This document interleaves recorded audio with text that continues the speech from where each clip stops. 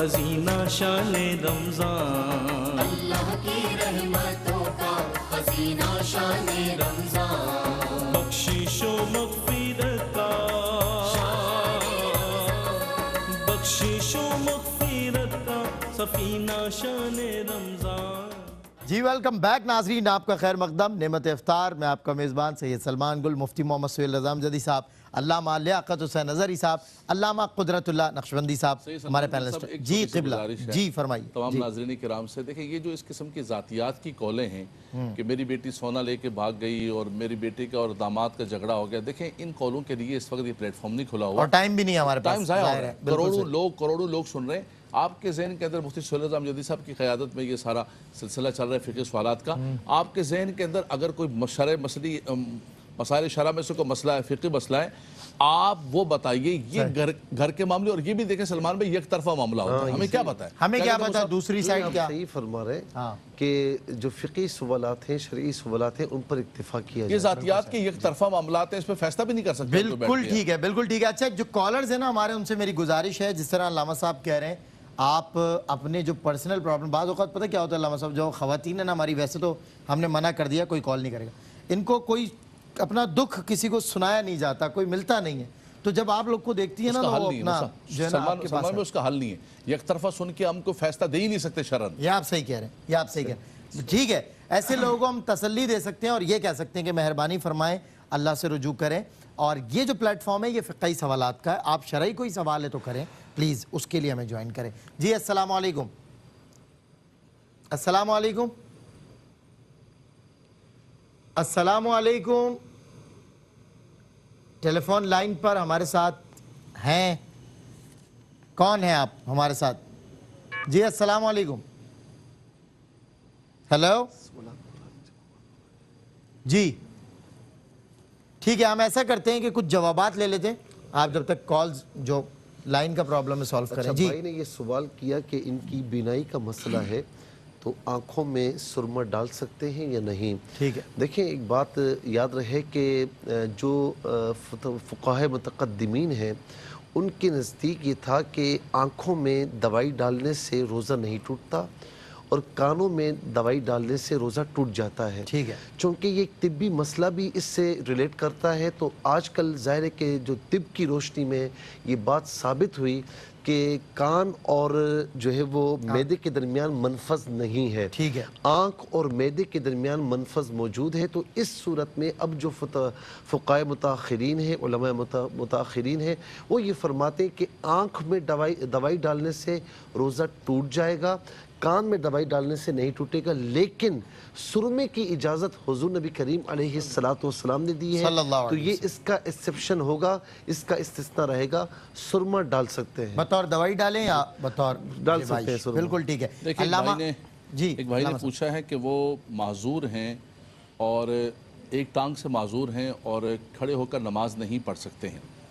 دیکھیں اگر دیوار سے ٹیک لگا کے نماز پڑھ سکتے ہیں یا کسی اور چیز کو پکڑ کے آپ قدرت رکھتے ہیں قیام کی تو آپ قیام کریں، لیکن اگر قدرت نہیں رکھتے ہیں تو پھر آپ معذور ہیں اور شریعت آپ کو کہتی ہے کہ آپ بیٹھ کر یا جیسے بھی آپ کے لیے آسانی ہو آپ نماز پڑھیں۔ ساتھ ساتھ انہوں نے یہ بھی کہا ہے کہ میری انگلی پر زخم ہے، میں اگر پانی لگاتا ہوں تو اس صورت کے اندر وہ زخم بڑھ جاتا ہے، خراب ہو جاتا ہے، تو میں مسح کر لیتا ہوں، تو بالکل ٹھیک کرتے ہیں آپ۔ اگر ایسا زخم ہو کہ جس کی پٹی نہیں کھول سکتے ہیں، اس کو دھوئیں گے زخم بڑھ جائے گا یا پٹی دوبارہ ایسے نہیں باندھ سکیں گے، تو اس صورت کے اندر آپ اوپر سے مسح کر لیں، تو اس صورت کے اندر بالکل آپ کے لیے بالکل ٹھیک ہو جائے گا۔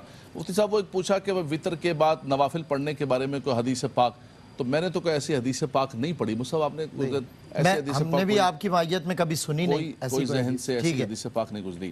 بالکل ٹھیک۔ عمرہ قرض لیا ہوا اور اسے اجازت دے کے عمرے پہ جا رہے ہیں، جس کے مقروض ہے اگر وہ اجازت دے دے تو عمرے پہ جا سکتے یہ عمرہ کرنا سنت ہے، ٹھیک ہے، کوئی فرض یا واجب نہیں ہے، صحیح ہے، تو پہلے بہتر یہی ہوتا ہے کہ بندہ قرض ادا کر دیا جائے، صحیح کر دے، لیکن اب وہ جس کو قرض دیا ہوا ہے وہ خود اجازت دے رہا ہے تو عمرہ کر رہے گا تو شرعاً عمرہ ہو جائے گا اس کا سوال۔ بالکل ٹھیک ہے۔ جی مفتی صاحب، ایک سوال یہ ہوا کہ تراویح پڑھنے کے لیے جو ماچس کی تیلیاں رکھی ہیں، اچھا مجھے اتنا نہیں پتا تھا، لیکن ہماری جو گھر میں دادی وغیرہ نانی وغیرہ جو بڑی بوڑھیاں ہوتی ہیں نا تو وہ اس طرح سکھاتی بھی ہیں. صحیح. تو اب اگر سامنے کہیں رکھی ہوئی ہیں اور ہر 2 رکعت کے بعد اس میں سے ایک ہٹا دیتی ہیں تو اس میں کوئی حرج نہیں ہے. نہیں، وہ کہہ رہی ہے کتنی تینیاں رکھوں میں، 10 رکھیں گی 10 رکھیں گی. ظاہر 2 رکعت اب ایسا تو نہیں ہے ایک رکعت میں دوران نماز ترغیب ہٹا نہیں دے رہے، صحیح. ہم اس کی ترغیب نہیں دے رہے، ویسے ہی یاد لیکن رہنے اگر رکھا ہے تو جائز ہے، اس میں کوئی کبات نہیں ہے. ہاں 10 رکھ لیں، ہر 2 رکعت کے بعد ایک ہٹا دیں،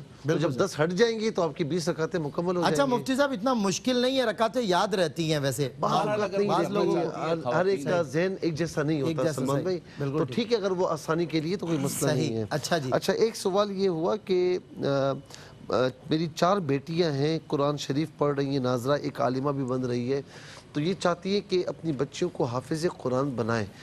کس نے منع کیا ہے؟ بالکل بنائیں، لیکن ایک چیز ہے، دیکھیں میری ہمشیرہ ہے وہ بھی حافظ قرآن ہے، ماشاءاللہ. میری خالہ وہ بھی حافظ قرآن ہے. ماشاءاللہ. تو اب مسئلہ یہ ہے کہ ایسی بچی جسے آپ حافظ قرآن بنا رہے ہیں نا، اب اس کی آگے شادی بھی ہونی ہے.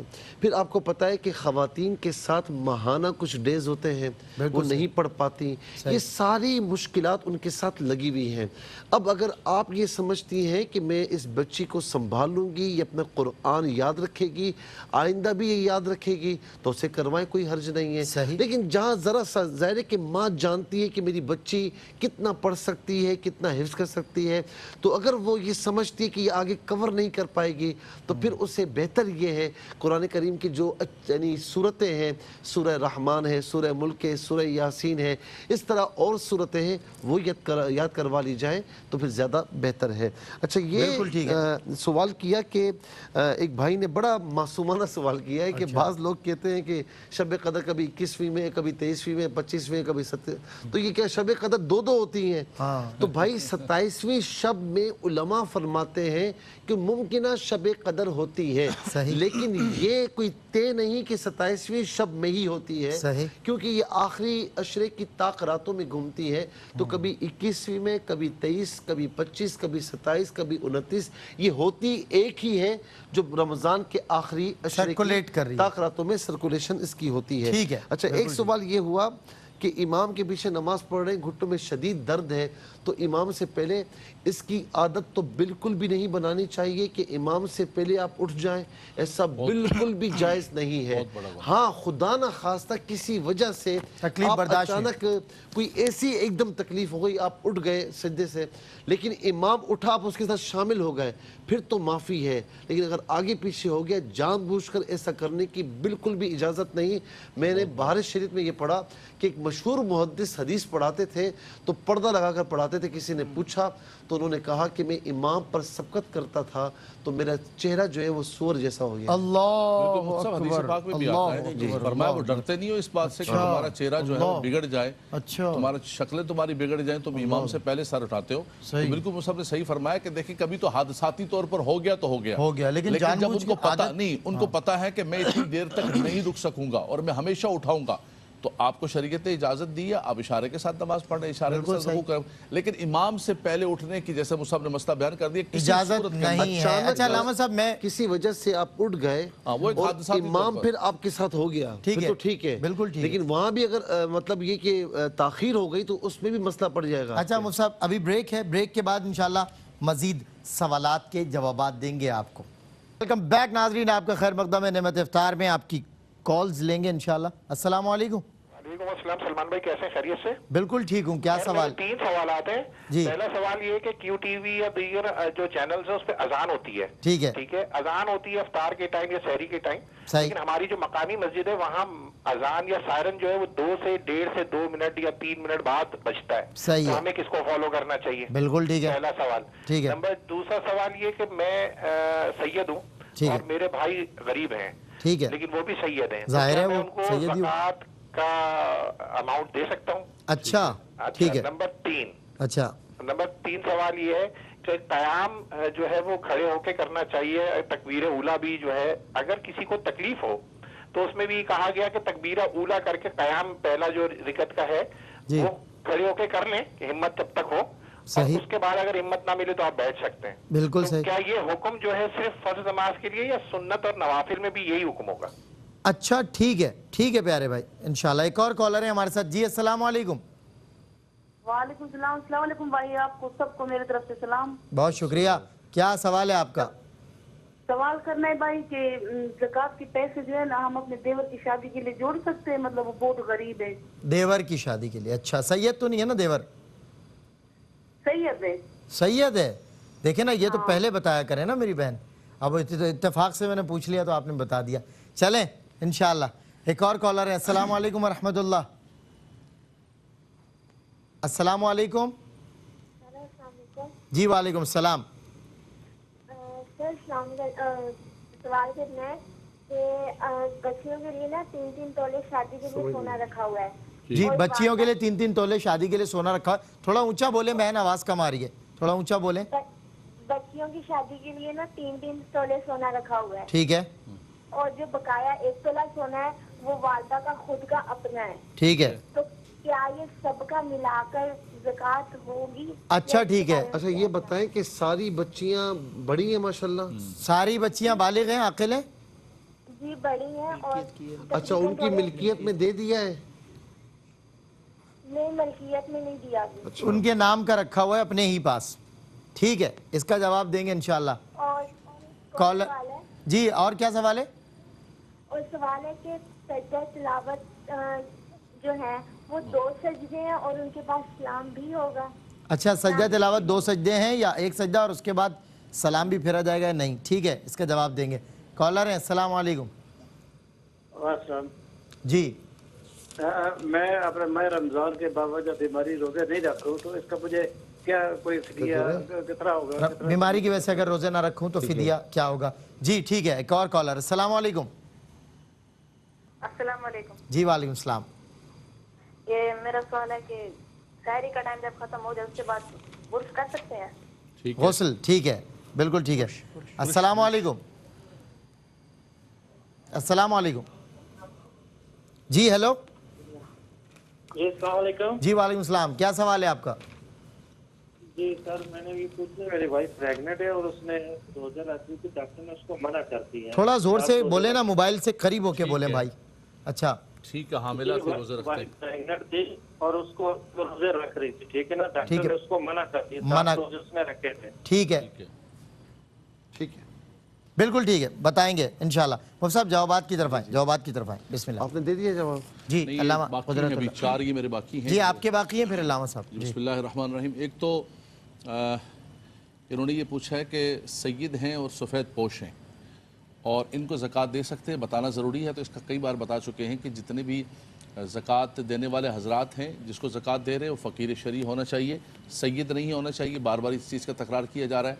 देते वक्त आपकी नीयत होनी चाहिए और बिल्कुल किसी भी एतबार से आपको नाम लेने की ज़रूरत नहीं है कि ये ज़कात है, सफ़ेद पोश हैं, आप ईदी कह दें या कोई भी नाम रख दें। ठीक है। दूसरा बहन ने पूछा है कि तरावी के अंदर जो है वो क़याम नहीं कर सकती हूँ और घुटनों में तकलीफ़ है, तो वो तो क़याम का हुक्म है, सही। तो क़याम का तो सवाब नहीं मिलेगा। मन कामा रमज़ान ईमानो व एहतिसाबन, तो नहीं मेरी बहन, अगर आप क़याम की ताकत नहीं रखती हैं, या जो भी जिसकी ताकत नहीं रखता है, अल्लाह तबारक व तआला जानता है। आप जैसे भी पढ़ेंगी, अल्लाह तबारक व तआला, क़याम से मुराद मुतलक नमाज है, इसमें सुजूद भी है, क़याम भी है, सब कुछ है। अल्लाह तबारक व तआला आपको इसकी अजर अता फरमाएगा। सही। मदीना मुनव्वरा शरीफ से तरावी चल रही है रिकॉर्डेड, और इसके पीछे हम नमाज पढ़ रहे हैं और बड़ी अच्छी, गलती भी कोई नहीं हो रही है। अच्छा, और बहुत अच्छे है, तमाम से कर रहे हैं। देखिए बात यह है कि ये बड़ा ख़तरनाक किस्म का मसला है। एक बात समझ लीजिए, मदीना मुनव्वरा से चले, मक्का से चले, QTV से चले, रिकॉर्डेड तो बहुत दूर की बात है, लाइव भी चल रही हो, टीवी के पीछे, रेडियो के पीछे, किसी के पीछे नमाज नहीं हो सकती है। नमाज बजमात किसी सूरत के अंदर नहीं हो सकती है। आप उसको बरकत के लिए समात कर सकते हैं, लेकिन नमाज उसके पीछे किसी सूरत के अंदर नहीं पढ़ सकते हैं। ठीक है। बता दें कि हरम में जो सामने आसपास होटल्स हैं, तो वहाँ क्या होता है कि स्पीकर्स रूम में लगे हुए होते हैं, वहीं से आवाज़ आ रही है, कई लोग वहाँ पर नमाज पढ़ रहे होते हैं। तो अभी बता दें कि बताइए जी, तो वो वहाँ पर भी जो लोग ऊपर होटल्स में ही पीछे नमाज पढ़ रहे होते हैं, तो वो भी जमात में शामिल नहीं होते। तो फिर चे जाए कि टीवी के ऊपर। ठीक है, बिल्कुल सही। देखिए, एक बहन ने पूछा है कि मैं पार्लर का काम करती हूँ, तो क्या ये गुनाह तो नहीं है? देखिए पार्लर का काम करना गुनाह नहीं, आपने वाजे कर दिया कि औरतों ही का करती हूँ, लेकिन उसके अंदर कोई ऐसा अमल करना कि जो अमल खिलाफ शरा हो, मुतलक ये है कि अगर आप औरतों को संवारती हैं और पर्दादारी और सारे मामलात हैं तो उसके अंदर कोई ख़राबी नहीं है। ये वही जो सवाल है कि मेरी बेटी दामाद ने मुझसे, बेटी और दामाद मुझसे नाराज़ हो गए और सोना मेरे पास रखा है, इसके बारे में किसका सोना है? बेटी मेरे से, दामाद मुझसे नाराज़ हो चुके हैं। जो मैंने अपनी बेटी को सोना हिबा किया था वो मुझे दूसरी शक्ल में वापस दे गई और उसने कहा ये आपका जो सोना आपने मुझे दिया था ये मैंने वापस कर दिया, ये आपका है। बेटी दामाद नाराज़। इसका क्या कहेंगे? इसका यही है कि भाई सोना अगर मिसाल के तौर पर आपका दिया हुआ है, वो नाराज़ होकर वापस दे के चली गई तो आपका अपनी मिल्कियत है। और अगर इस सूरत के अंदर है कि उनका है और जैसे वो कह रहे हैं कि मेरे भी कुछ सोना डाला हुआ है, तो बहरहाल वो आपको वापस करना लाजिम और ज़रूरी है। अब नाराज़ क्यों हुई है, क्या मसला है? ये तो आपके घरेलू मामलात हैं। मेरी बहन, हमारे पास कोई ऐसा इल्म गैब नहीं है और कोई हमारे पास ऐसी चीज़ नहीं है। हम यहाँ पर शरई मसले बयान करते हैं, कोई शरा का मसला है तो वो बयान फरमा दें, हम उसका जिक्र कर दिया जाएगा। दूसरा उन्होंने कहा कि तरावी के अंदर छोटी सूरतें पड़ती हैं। तरावी के हवाले से याद रखना चाहिए, जितनी सूरतें आपको याद हैं, फ़क़राउ मा तयस्सर मिनल कुरान, आप पढ़ सकते हैं। इसके लिए ज़रूरी नहीं है कि ज़्यादा सूरतें ही आपको याद करके फिर पढ़नी पड़ेंगी। क्या बड़ी सूरतें? जी हाँ, वो ये समझ रहे हैं कि जिस तरह मस्जिद में कुरान ख़त्म होता है तो हमें भी ज़्यादा पढ़ना चाहिए। जितनी सूरतें आपको याद हैं आप पढ़ सकती हैं, आपकी तरावी हो जाएगी। बिल्कुल ठीक है जी मुफ्ती साहब। अच्छा, अब इसमें जो अल्लामा साहब ने बहन के लिए कहा ना, तो हम तो सिर्फ दुआ कर सकते हैं कि अल्लाह तबारक व तआला नाराज़गी ख़त्म फरमाए। आमीन। इसके अलावा हम कुछ नहीं कर सकते। सही बात। अच्छा, दूसरा ये कि खावन ने कभी रोज़ा नहीं रखा। मेरी बहन का लहजा ये बता रहा था कि नाराज़गी बहुत ज़्यादा है। सही। अच्छा, अब ये नाराज़गी अगर शरई तौर पर है कि वो नमाज नहीं पढ़ते, रोज़ा नहीं रखते, इस वजह से नाराज़गी है, फिर तो वजह है कि आप नाराज़ उनसे हो सकती हैं। एक मोहब्बत वाली भी नाराज़गी होती है ना, सही है। और ज़िद कर सकती हैं कि आप ये काम करें। कोई और नाराज़गी है, इसको आड़ बना रही हैं, तो ऐसा ना करें, बल्कि शोहर वो आपके शोहर हैं, आप उनको तरीक़े के साथ उदउ इला सबील रब्बिका बिल हिकमा, हिकमत के साथ सिखाएं कि पानी भी एक जगह पड़ता है ना तो बिल आखिर वहाँ पर निशान छोड़ देता है। वज़क्किर फ़इन्न ज़िक्रा तनफ़उल मुमिनीन, कि नसीहत कीजिए कि नसीहत ईमान वालों को नफ़ा पहुँचाती है। फिर वो माशाल्लाह हाशमी है, सईद है, इसका मतलब है समझाना आपका काम है, हिदायत देना अल्लाह पर छोड़ दे। बिल्कुल ठीक है। नाजरीन, एक वक्फा और वक्फे के बाद कुछ मजीद सवालात, कुछ उनके जवाबात और उलमा इकराम का साथ इंशाअल्लाह। अल्लाह की रहमतों का ख़ज़ीना शान रमज़ान, आपके सवालात मुफ्तियान इकराम दे रहे हैं, उनके जवाबात। मुफ्ती सुहेल आज़म जदी साहब, सवाल ये हुआ कि आज़ान यहाँ से भी आज़ान होती है इफ्तार में, सारी टाइम में, और चैनल से भी होती है, मस्जिद से भी होती है, महल्ले की मस्जिद से, तो बाज़ औक़ात 1-2 मिनट का फ़र्क आता है। आप किसी को फॉलो ना करें मेरे भाई, आप निज़ामुल औक़ात अपने पास रखें। सबसे बढ़कर गूगल है, आप उसमें से कितनी चीज़ें सर्च करते हैं, तो इस टाइम को भी सर्च करके अपने पास रख लें। जब टाइम हो जाए, मिसाल के तौर पर सहरी का टाइम जो उसमें लिखा हुआ है ना, एहतियातन 1 मिनट पहले छोड़ दें, एहतियातन। और इफ्तार का जो वक्त लिखा हुआ है ना उसमें, तो एहतियातन आधा मिनट 1 मिनट बढ़ा लें, उसके बाद कर लें। आप आज़ान का इंतज़ार ना फरमाएं, कहीं किसी की भी आज़ान का इंतज़ार ना फरमाएं। फिर इसके बाद कहा कि जो है वो देवर सैयद है, उसे ज़कात दे सकते हैं, और सैयद एक भाई है, तो उन्होंने कहा मैं अपने सैयद भाई को ज़कात दे सकता हूँ। देखिए यहाँ पर ऐसा नहीं कि सैयद को ज़कात देना ये वो, असल में ये ज़कात ये माल का मेल है, और मेल जो है ये सैयद के लिए ठीक नहीं है। हुज़ूर नबी करीम सल्लल्लाहु अलैहि वसल्लम ने मना फरमाया। ज़ाहिर है कि एक आम बंदा है, उसका जो माल का मेल है, तो वो मेल इस काबिल नहीं कि सैयद को दिया जाए, सादात को दिया जाए। तो इसीलिए सैयद को ज़कात नहीं दे सकता, या गैर सैयद भी सैयद को ज़कात नहीं दे सकते, हाशमी को ज़कात नहीं दे सकते। हाँ, इतना मैं ज़रूर पुरज़ोर अपील करूँगा कि जितने भी सादात इकराम है, सैयद हैं, मैं आम लोगों से गुजारिश करूँगा कि आम डोनेशन के साथ उनकी या और माल के साथ उनके साथ ताउन फरमाएँ, और उनकी ऐसी खिदमत करें कि छुप छुपा कर उनकी खिदमत की जाए, ताकि अल्लाह तबारक व तआला इसका सवाब हमें दुनिया और आखिरत में अता फरमाए। और मैं तहदीस नेमत के लिए ज़रूर बोलना चाहूँगा, मुफ्ती सुहेल आज़म जदी साहब ने हमें रमज़ान से कबल भी जब हम एक सेशन कर रहे थे, तरगीब दिलाई थी कि सादात इकराम की खिदमत की जाए। इंडिविजुअल बेसिस पे हम भी सादात इकराम की खिदमत करते हैं, तलाश कर करके आप भी तलाश करें। आपके करीब में कोई सैयद ज़्यादा हो, मुस्तहिक हो, आप अपने माल में से उसकी खिदमत करें। अल्लाह ताला آپ کو برکات عطا فرمائے گا. جی اچھا ایک سوال رہ گیا ہے کہ 3 تولے جو ہے وہ 2 بچیوں کے اس پر ہیں اور 1 تولہ ماں نے اپنے پاس رکھا ہوا ہے. صحیح. اچھا اب وہ بچیاں جوان ہیں ظاہر ہے, اب ان کی ملک اگر کر دیا ہے 3 تولے ایک کی ملک, 3 تولے دوسرے کی ملک اور 1 تولہ آپ کی ملک, آپ نے ان کو دے دیا ہے, صحیح. تو اس صورت میں ظاہر ہے کہ اب ہر ایک کے پاس 3 تولے ہیں آپ کے پاس, اب کسی کے پاس جو ہے وہ اس کے علاوہ کچھ بھی نہیں ہے تو پھر زکوٰۃ نہیں ہوگی, کسی پر بھی زکوٰۃ نہیں ہوگی. ٹھیک ہے. لیکن آپ نے صرف نام چڑھایا ہوا کہ میں ان کی شادی کی رکھا اپنے پاس, قبضہ آپ کے پاس ہے, تو کل ملا کر 7 تولے ہو چکا ہے یہ, تو 7.5 تولہ ہونا چاہیے. اگر اس کے ساتھ کچھ اور رقم آپ کے پاس موجود ہے تو پھر آپ کو زکوٰۃ دینی ہوگی. بالکل ٹھیک ہے. اگر 2 بیٹیاں ہیں تو ظاہر 7 تولہ بنا. ہاں بہتر یہ کہ آپ اگر اس سے بچنا چاہتی ہیں, غریب ہیں, تو آپ ان کی ملک کر دیں, ان کو دے دیں تاکہ ان پر بھی ظاہر زکوٰۃ کا اطلاق نہ ہو. جی اللہ لیاقت. ایک صاحب نے پوچھا ہے کہ قیام کی طاقت نہیں ہے اور تکبیر بیٹھ کر کہے یا پھر قیام کی صورت میں کہے. دیکھیں اگر قیام کی قدرت نہیں ہے تو پھر تو قیام ساقط ہو گیا. اسی طرح اگر رکوع سجود جو ہے اس کی قدرت نہیں, آپ اشارے سے پڑھتے ہیں تو آپ بیٹھ کے بھی تکبیر کہہ سکتے ہیں. لیکن اگر قدرت قیام ہے تو پھر تکبیر بھی آپ کھڑے ہو کے کہیں گے, اور جتنی دیر آپ کو قدرت قیام ہے اتنی دیر آپ کو کھڑا رہنا پڑے گا. ٹھیک ہے. سجدہ تلاوت کا انہوں نے کہا کہ سجدہ تلاوت 1 کرنے ہوں گے یا 2 کرنے ہوں گے یا سلام. فرض اور اس کا پوچھا نا. ہاں انہوں نے کہا کہ نوافل میں اور سنتوں کے اندر کیا فرق ہوگا, اس میں کوئی فرق نہیں ہوگا, سب کے سب جو قیام فرض نماز ہے اس کا قیام فرض ہے, سنت ہے اس کا قیام سنت ہے, اور نفل ہے تو قیام نفل ہے. اچھا ٹھیک ہے, بالکل ٹھیک. اچھا دوسرا بہن نے پوچھا ہے کہ سجدہ تلاوت کا کہ 1 کریں گے 2 کریں گے اور بعد میں سلام پھیریں گے. سلام پھیرنے کی ضرورت نہیں. جب آپ قرآن پڑھ رہی ہیں سجدہ آ جائے تو فوراً جو ہے قرآن کو سائڈ پر رکھیں اور آپ سجدہ کر لیں, بس 1 ہی سجدہ کریں گے اور سلام کی ضرورت نہیں ہے. سحری کا وقت ختم ہو گیا اور برش کر سکتے ہیں. دیکھیں سحری کا وقت ختم ہو گیا, مجھ صاحب نے کل بڑی زبردست انداز کے ساتھ جواب دیا, کیونکہ اس کے اندر ذرات جانے کا اور ٹیسٹ جانے کا حلق میں خطرہ ہوتا ہے. تو آپ سحری کا وقت ختم ہونے کے بعد احتیاطاً برش نہ کریں, مسواک کریں دن بھر, برش آپ جو ہے وہ پہلے کر لیں.